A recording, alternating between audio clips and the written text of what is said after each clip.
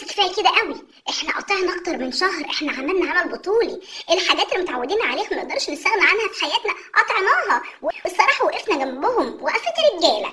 لا، كل المنتجات اللي اتعودنا عليها ما بنستعملهاش خالص، ما بنشتريهاش.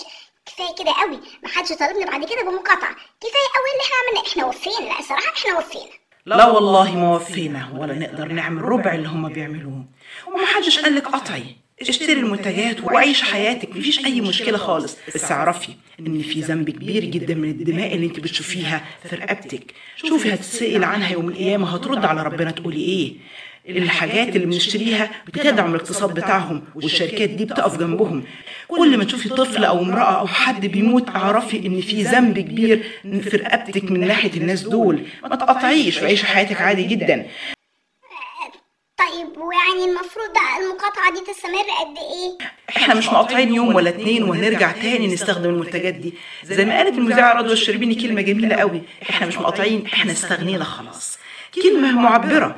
أعرف ناس من 2008 من أيام ضرب غزة في 2008 ما دخلوا المنتجات دي عندهم في بيوتهم تاني وعايشين حياتهم، ما حصلهمش حاجة. مش هنموت لو قطعنا حاجات بالنسبة لنا رفاهية ما هيش أساسية. في منتجات بديلة، وحتى لو كانت البديلة جودتها أقل احنا سايبينها لله، تاركين الشيء الأفضل لله عشان ما يبقاش في ذنب في رقبتنا، علشان عملنا حاجة نحس إن احنا ساهمنا بشيء مع الناس دول اللي بيموتوا ليل ونهار. احنا وصل بينا الحال، شربة المية ضميرنا بيأنبنا لما بنشربها، وعارفين ان اخواتنا بيشربوا مية البحر.